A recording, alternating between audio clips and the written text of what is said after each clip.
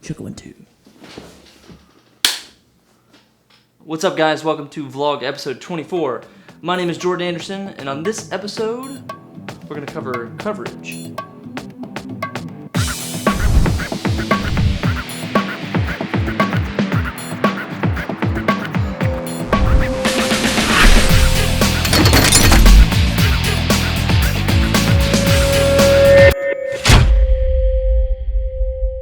So for this episode, we're going to cover what is known in the industry as coverage. So coverage is a camera term meaning to get all your shots for a particular scene. That means to cover every shot, get your medium shot, wide shot, close-ups, action shots, insert shots, all of those shots together so that once you get into the editing room, you'll have a complete picture and you'll be able to put everything together nicely and also be able to pick and choose a little bit. Sometimes your director wants to get a lot of coverage. So they will want to get as many shots as possible from as many different angles. Sometimes it's acting out the same scene over and over, but just from different perspectives. Maybe they wanted a wide shot of the whole thing, and then a medium shot, and then a close-up of it, and then extreme close-ups. The advantage of that is that you have a lot to play with, and then the editor as well has a lot to work with, and he's not limited to one particular shot, that he can go wide, go close. I wouldn't say for the unprepared director. This can pull the director out of a few sticky situations. Maybe you didn't get enough coverage for a scene and you weren't able to fully convey the scene or play the whole scene through and through without being too boring, or maybe you ran into where you don't have very much coverage, so you just have to go with one shot. That can be a pain in the ass. On the other hand, there are directors that just do one or two takes. It all depends on the director's style. So they'll probably just use the first take and just maybe the second shot for safety. We got it. That's a wrap. They're pretty much editing as they go. They don't really need to get the wide shot, medium shot, close up, because they already know. They know that they're going to do 2 seconds of the wide shot and then go straight to a medium shot. If you work with a director like that, then they may not feel the need to go into these micro details or go into getting extra shots or making sure all your bases are covered. In a way, it can be nice if you have a director that knows the shots they want and they're already sort of editing the movie on set. Especially if you're in a tight deadline, having a director that knows the shots that they want and they're already sort of editing in their head, that's going to take a lot of stress off the crew, and they're not having to worry about a time crunch. They're not having to worry about using up all their resources. They just know what they want to get. They get it. Good. And the good part about knowing what you want, sometimes you have some extra time at the end of your slot, or you still have maybe 2 hours at that location. That'll give you a little bit more breathing room to get some really creative shots. You've already got your safety shots. You've already got your coverage. So now you can get some really wild ones, maybe some experimental shots if you want to. So let's go into some of these scenes. I'm going to show you a few edits, and then I want to show you what's good and bad about these. So we have this shot here where it's just me typing at the computer. Very wide shot, basic shot, just kind of, it's bland and boring.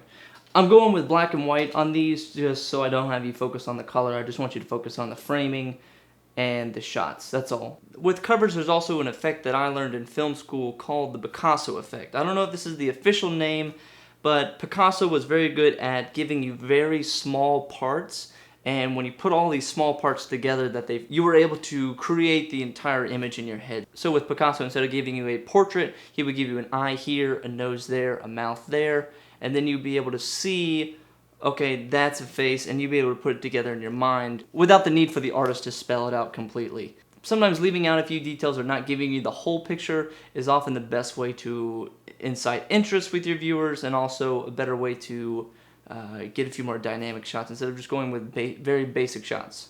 So with the Picasso effect, let's talk about how it applies to filmmaking and cinematography.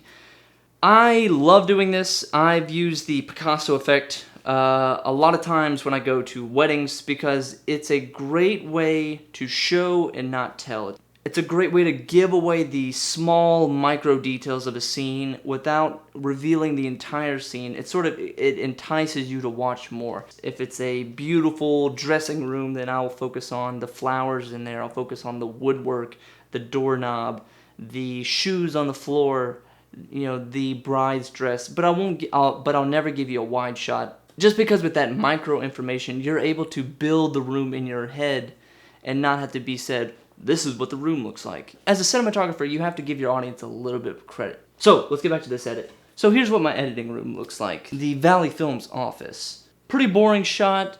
Nice, a little too wide. How can we make this a little bit more interesting? Let's go into some of the micro details with this shot.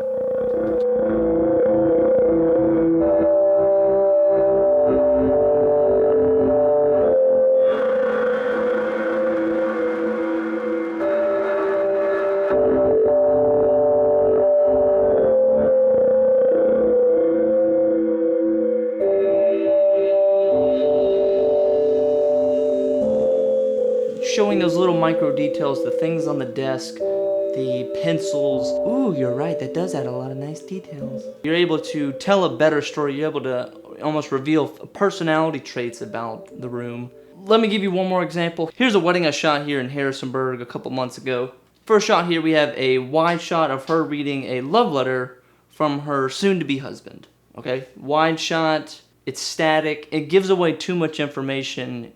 You lose interest after seeing the shot. Let me show you how to use the Picasso effect to make this scene a little bit more interesting. So you see, I first start off with a medium close-up, and then I go into an extreme close-up. In this case, it would be called an insert shot. And then I change it up and go off-axis and give you a side profile of her. You can apply this to narratives, you can apply this to weddings.